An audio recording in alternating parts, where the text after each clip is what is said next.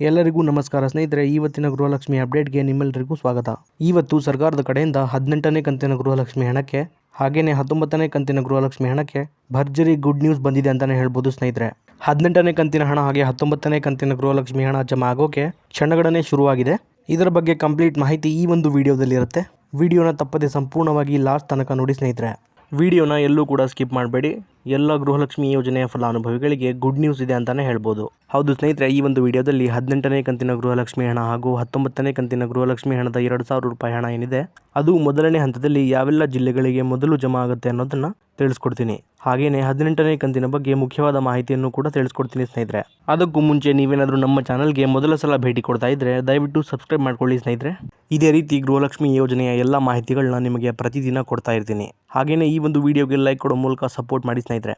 18ನೇ ಕಂತಿನ ಗೃಹಲಕ್ಷ್ಮಿ ಹಣ ಹಾಗೆಯೇ 19ನೇ ಕಂತಿನ ಗೃಹಲಕ್ಷ್ಮಿ ಹಣದ ಬಗ್ಗೆ ನಮ್ಮ ಕರ್ನಾಟಕ ರಾಜ್ಯ ಸರ್ಕಾರದಿಂದ ಒಂದು ಹೊಸ ಗುಡ್ ನ್ಯೂಸ್ ಕೊಟ್ಟಿದ್ದಾರೆ ಸ್ನೇಹಿತರೆ. ಅದೇನಪ್ಪ ಅಂದರೆ 18ನೇ ಕಂತಿನ ಗೃಹಲಕ್ಷ್ಮಿ ಹಣ ಹಾಗೂ 19ನೇ ಕಂತಿನ ಗೃಹಲಕ್ಷ್ಮಿ ಹಣ ಏನಿದೆ ಅದು ನಾಳೆಯಿಂದ ಅಂದರೆ ಇದೇ ಏಪ್ರಿಲ್ ತಿಂಗಳ 3ನೇ ತಾರೀಕಿನಿಂದ ಎಲ್ಲ ಫಲಾನುಭವಿಗಳ ಖಾತೆಗಳಿಗೆ ಬಿಡುಗಡೆ ಮಾಡುವ ಪ್ರೋಸೆಸ್ ಸ್ಟಾರ್ಟ್ ಆಗುತ್ತೆ ಅನ್ನುವಂಥ ಗುಡ್ ನ್ಯೂಸ್ ಸಿಕ್ಕಿದೆ ಸ್ನೇಹಿತರೆ. ಹೌದು ಸ್ನೇಹಿತರೆ, 18ನೇ ಮತ್ತು 19ನೇ ಕಂತಿನ ಗೃಹಲಕ್ಷ್ಮಿ ಹಣನ ಮೊದಲನೇ ಹಂತದಲ್ಲಿ ಸುಮಾರು 15 ಜಿಲ್ಲೆಗಳಿಗೆ ಜಮಾ ಮಾಡಲು ರಾಜ್ಯ ಸರ್ಕಾರ ಮುಂದಾಗಿದೆ ಅಂತಾನೆ ಹೇಳ್ಬೋದು ಸ್ನೇಹಿತರೆ. ಹಾಗಾದರೆ ಈಗ ಯಾವೆಲ್ಲ ಜಿಲ್ಲೆಗಳಿಗೆ ಮೊದಲನೇ ಹಂತದ 18ನೇ ಕಂತಿನ ಹಣ ಮತ್ತು 19ನೇ ಕಂತಿನ ಗೃಹಲಕ್ಷ್ಮಿ ಹಣ ಜಮಾ ಆಗುತ್ತೆ ಅನ್ನೋದನ್ನ ನೋಡ್ತಾ ಹೋಗೋಣ ಬನ್ನಿ ಸ್ನೇಹಿತರೆ. ರಾಯಚೂರು, ಕೋಲಾರ, ಉಡುಪಿ, ಹಾಸನ, ಚಿಕ್ಕಮಗಳೂರು, ಬಳ್ಳಾರಿ, ಧಾರವಾಡ, ಉತ್ತರ ಕನ್ನಡ, ದಕ್ಷಿಣ ಕನ್ನಡ, ಹಾವೇರಿ, ಮಂಗಳೂರು, ಶಿವಮೊಗ್ಗ, ದಾವಣಗೆರೆ, ಹುಬ್ಬಳ್ಳಿ, ಇದಾದ್ಮೇಲೆ ಕೊಡಗು.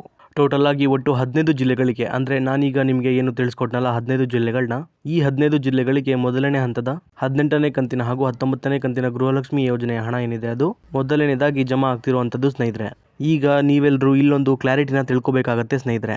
ಈಗ ನಾನು ತಿಳಿಸ್ಕೊಟ್ಟಿರುವಂತಹ ಮೇಲಿನ 15 ಜಿಲ್ಲೆಗಳೇನಿದೆ ಈ ಜಿಲ್ಲೆಗಳಲ್ಲಿ ಸಂಪೂರ್ಣವಾಗಿ 18ನೇ ಕಂತಿನ ಹಣ ಹಾಗೆ 19ನೇ ಕಂತಿನ ಗೃಹಲಕ್ಷ್ಮಿ ಹಣ ಏನಿದೆ ಅದು ಎಲ್ಲ ಫಲಾನುಭವಿಗಳ ಖಾತೆಗಳಿಗೆ ಜಮಾ ಆಗೋದಿಲ್ಲ.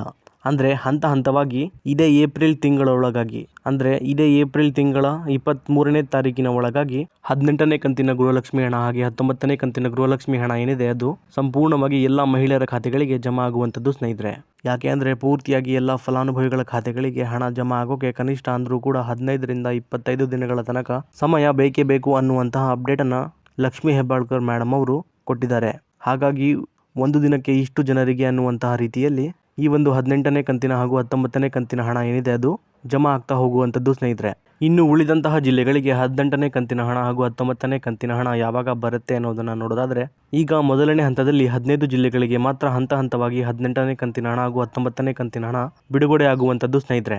ಹಾಗೆಯೇ ಬಾಕಿ ಇರುವಂತಹ ಜಿಲ್ಲೆಗಳಿಗೆ ಮೊದಲನೇ ಹಂತದ ಜಿಲ್ಲೆಗಳ ಫಲಾನುಭವಿಗಳಿಗೆ ಜಮಾ ಆಗುವ ಪ್ರೋಸೆಸ್ ಮುಗಿದ ನಂತರ 18ನೇ ಕಂತಿನ ಹಣ ಹಾಗೂ 19ನೇ ಕಂತಿನ ಹಣದ 2,000 ರೂಪಾಯಿ ಹಣ ಏನಿದೆ ಅದು ಜಮಾ ಆಗೋಕೆ ಶುರುವಾಗುತ್ತೆ ಸ್ನೇಹಿತರೆ. ಹಾಗೆಯೇ ಯಾರಿಗೆಲ್ಲ 17ನೇ ಕಂತಿನ ಗೃಹಲಕ್ಷ್ಮಿ ಹಣ ಇನ್ನೂ ಕೂಡ ಜಮಾ ಆಗಿಲ್ಲ ಅವರೆಲ್ಲರೂ ಕೂಡ ಆತಂಕ ಪಡುವ ಅಗತ್ಯ ಇಲ್ಲ ಸ್ನೇಹಿತರೆ.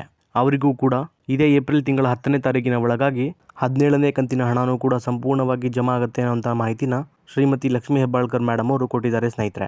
ಇದಿಷ್ಟು ಕೂಡ ಇವತ್ತಿನ ಮಾಹಿತಿ ಆಗಿತ್ತು ಸ್ನೇಹಿತರೆ. ಇದೇ ರೀತಿ ಎಲ್ಲ ಗೃಹಲಕ್ಷ್ಮಿ ಯೋಜನೆಯ ಹೊಸ ಅಪ್ಡೇಟ್ಗಳಿಗಾಗಿ ನಮ್ಮ ಚಾನಲ್ನ ದಯವಿಟ್ಟು ಸಬ್ಸ್ಕ್ರೈಬ್ ಮಾಡ್ಕೊಳ್ಳಿ. ಹಾಗೆಯೇ ಈ ಒಂದು ವಿಡಿಯೋಗೆ ಲೈಕ್ ಕೊಡೋ ಮೂಲಕ ಸಪೋರ್ಟ್ ಮಾಡಿ ಸ್ನೇಹಿತರೆ. ಮತ್ತೆ ಮುಂದಿನ ವಿಡಿಯೋದಲ್ಲಿ ಸಿಗೋಣ. ಧನ್ಯವಾದ.